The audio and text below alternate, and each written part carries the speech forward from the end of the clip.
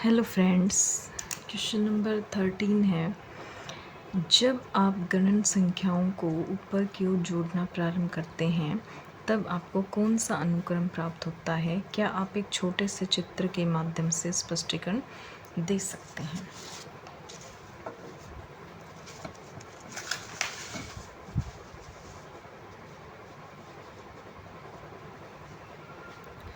इसका आंसर है कि जैसे जैसे हम गणन संख्याओं को जोड़ते हैं 1 इज इक्वल टू 1 आया, 1 + 2 3 आ गया, 1 + 2 + 3 बराबर है 6, 1 + 2 + 3 + 4 बराबर 10। तो ये किस तरह की चित्र बना रहे हैं? ये ट्रायंगुलर शेप बनाते जा रहे हैं, यानी त्रिभुजाकार आकृति बनाते जा रहे हैं। तो इस तरह जब हम गणन संख्याओं को ऊपर की ओर जोड़ना प्रारंभ करते हैं तब हमें त्रिभुजाकार संख्याएं प्राप्त होती हैं। क्वेश्चन नंबर 14 है। जब आप क्रमागत त्रिभुजाकार संख्याओं के युग्मों को जोड़ते हैं तब क्या होता है? उदाहरण के लिए 1 + 3, 3 + 6, 6 + 10, 10 + 15 को लीजिए। आपको कौन सा अनुक्रम मिलता है? क्यों? क्या आप इसे एक चित्र द्वारा स्पष्ट कर सकते हैं? इसका आंसर है, जब आप क्रमागत त्रिभुजाकार संख्याओं के युग्मों को जोड़ते हैं तब हमें वर्ग संख्याओं का अनुक्रम मिलता है। जैसे कि 1 + 3 को मैंने जोड़ा 4 बन गया, ये एक वर्गाकार संख्या बन रही है।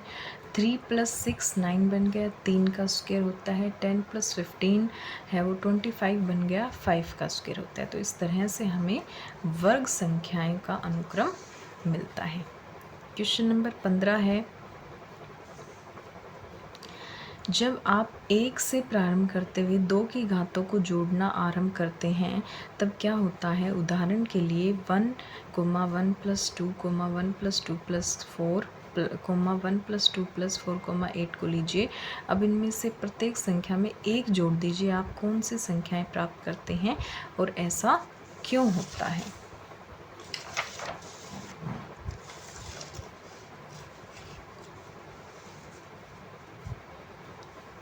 तो हमने 1 लिया, 1 = 1, 1 + 2 बराबर है 3, 1 + 2 + 4 बराबर 7, 1 + 2 + 4 + 8 बराबर 15।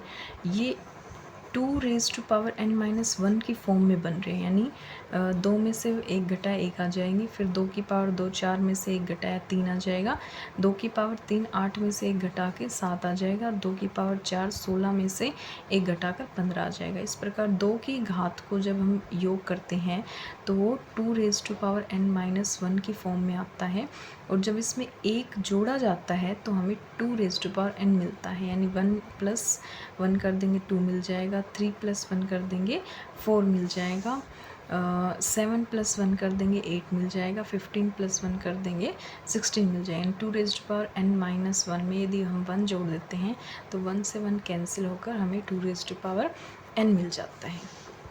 नेक्स्ट है 16 क्वेश्चन। जब आप त्रिभुजाकार संख्याओं को 6 से गुना करते हैं और 1 जोड़ते हैं तो क्या होता है? आपको कौन सा अनुक्रम मिलता है? क्या आप इसे चित्र के माध्यम से समझा सकते हैं? त्रिभुजाकार संख्याओं को 6 से गुना करके 1 जोड़ने पर हमें षडभुजाकार संख्याएं मिलती हैं। जैसे कि त्रिभुजाकार संख्याएं कौन सी होती हैं? 1 3 6 10, ये त्रिभुजाकार संख्याएं हैं। अब इसमें 1 को 6 से गुना करके 1 जोड़ दिया 7 मिल गया, 3 को 6 से गुना करके 1 जोड़ गया 19 मिल गया, 6 को 6 से गुना करके 1 जोड़ दिया 37 मिल गया, 10 को 6 से गुना करके 1 जोड़ा 61 मिल गया। तो ये 7 का हमने डायग्राम बना रखा है। तो ये हेक्सागोनल इमेज है, यानी षडभुजाकार 6 भुजाओं वाली आकृति मिली है हमें। जैसे हमने 19 का जो बनाया है वो भी हमें षडभुजाकार मिला है। इसी तरह हमें 37 और 61 ये भी हमें षडभुजाकार आकृति मिलेंगी। अगला है क्वेश्चन नंबर 17। जब आप षडभुजाकार संख्याओं को जोड़ना प्रारंभ करते हैं तब क्या होता है? उदाहरण के लिए 1, 1 + 7, 1 + 7 + 19, 1 + 7 + 19 + 37 लीजिए। आप कौन सा अनुक्रम प्राप्त करते हैं? क्या आप इसे एक घन के चित्र का उपयोग करते हुए स्पष्ट कर सकते हैं? तो षडभुजाकार हमारी संख्याएं कौन सी थी? 1 था, 7 था, 19 थी, 37 थी। ये हमारी षडभुजाकार संख्याएं थी। अब 1 एज इट इज़ हो गया 1, ठीक है। 1 + 7 8, यानी 8 किसका 2 का क्यूब है। 1 + 7 + 19 27, 3 का क्यूब आ गया। यानी इस तरह से 1 + 7 + 19 + 37 बराबर 64, 4 का क्यूब। तो ये घन संख्याओं का अनुक्रम हमें क्या होता है, प्राप्त होता है। तो इस तरह से ये इस तरह का हमें घन संख्या मिलती है। ठीक है, ये हमने बना दिया है कि ये षडभुजाकार जो आकृति हैं वो उसको दर्शा रहे हैं। ठीक है, इसमें घन यानी षडभुजाकार जैसे हैं वो दिखते हैं। क्वेश्चन नंबर 18, सारणी 1 में दिए गए अनुक्रमों में और दो भिन्न अनुक्रमों के उनके बीच स्वयं अपनी ओर से अन्य पैटर्न या संबंध खोजिए। क्या एक चित्र या किसी अन्य माध्यम से आप ये स्पष्ट कर सकते हैं कि ऐसा क्यों होता है। तो सारणी 1 जो हमारे बुक में दी गई है उसके बीच में बहुत सारे अनुक्रम हैं वो दिखाए गए हैं, यानी गणन संख्याएं दिखाई गई हैं, वर्ग संख्याएं, घन संख्याएं, ठीक है, त्रिभुजाकार संख्याएं, बहुत सी संख्याएं दिखाई गई। तो हमने देखा कि गणन संख्याओं और वर्ग संख्याओं में इस प्रकार से संबंध बनता है, यानी इनके बीच में संबंध बताना है। तो 1 का यदि मैं स्क्वायर करूँगी तो 1 आ जाएगा, 2 का स्क्वायर करूँगी तो 4 आ जाएगा, 3 का स्क्वायर 9, 4 का स्क्वायर 16 एंड 5 का स्क्वायर 25। तो इस तरह से जो गणन संख्याएं हैं और जो वर्ग संख्याएं हैं उनके बीच में संबंध है। नेक्स्ट है क्वेश्चन नंबर 19, क्या आप सारणी 3 के प्रत्येक अनुक्रम में पैटर्न को पहचान कर सकते हैं।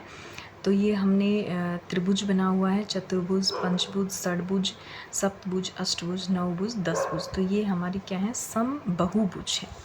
ठीक है, अब समबाहुभुज कैसा पैटर्न बनाती हैं, जिससे इसमें हर अगला बहुभुज प्राप्त करने के लिए हमें भुजाओं में एक जोड़ना पड़ता है।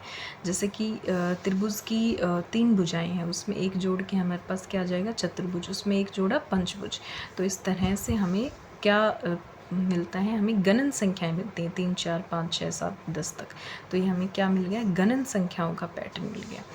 उससे अगला है सेकंड हमारा K2, K3, K4, K5, K6। इस तरह से हमें संपूर्ण आलेख दिए गए हैं, यानी 2 बिंदु हैं, फिर उनको मिला के दिया गया, फिर 3 बिंदुओं के बीच की भुजाएं, फिर 4 बिंदुओं के बीच कितनी भुजाएं बनती हैं, 5 बिंदुओं के बीच कितनी भुजाएं बनती हैं, 6 बिंदुओं के बीच कितनी भुजाएं बनती हैं। तो इस तरह से हमें बताना है। तो प्रत्येक बिंदु को अन्य बिंदुओं से जोड़ने पर प्राप्त रेखाखंडों की संख्या त्रिभुजाकार संख्याओं का क्या बनाता है, पैटर्न बनाता है। जैसे कि K2 जो है वो 1 के बराबर है, K3 3 के बराबर है, K4 में कितनी भुजाएं हैं, इसमें 6 भुजाएं हैं, 1 2 3 4 5 6 भुजाएं हैं K4 में।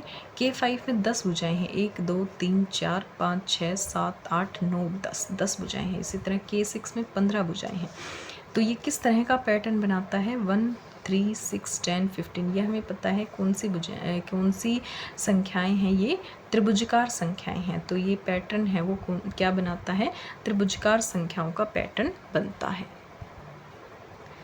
तीसरा है, हमें ढेरित वर्ग दिए गए हैं। ये एक वर्ग है, इसमें 4 वर्ग हैं, इसमें 9 वर्ग हैं, 16 25 इस तरह से।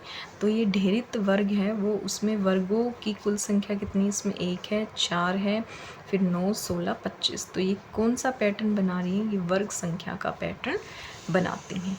ठीक है, अगले में हमें ढेरित त्रिभुज दी गई हैं। ढेरित त्रिभुज में भी हर बार एक बड़ा त्रिभुज प्राप्त करने के लिए विषम संख्याओं में त्रिभुजों को जोड़ने पर कुल त्रिभुजों की संख्या वर्ग संख्या का पैटर्न बनती है। जैसे कि इसमें एक त्रिभुज है, फिर इसमें 4, फिर इसमें 9 है, 16 है, 25 है। तो ये वर्ग संख्या का पैटर्न बनाती हैं। इसी तरह हमारे पास कोण दिए गए हैं। तो ये हिमकोण थोड़ा अच्छे से नहीं बना है, इसको देख लेना, थोड़ा बुक से देख लेना ये, ठीक है। लेकिन इसमें जो भुजाएं हैं, इसमें 3 भुजाएं हैं, फिर इसमें 12, फिर 48, फिर 192। तो इनको कोच हिमकन बोला गया है। कोच हिमकन कैसे बनते हैं, कोच हिमकन में हर अगली आकृति में भुजाएं 4 गुना बढ़ती हैं। जैसे 3 चौके 12, ठीक है, 12 चौक 48, 48 चौके 192। तो इस तरह से 4 गुना जो है वो भुजाएं बढ़ती हैं।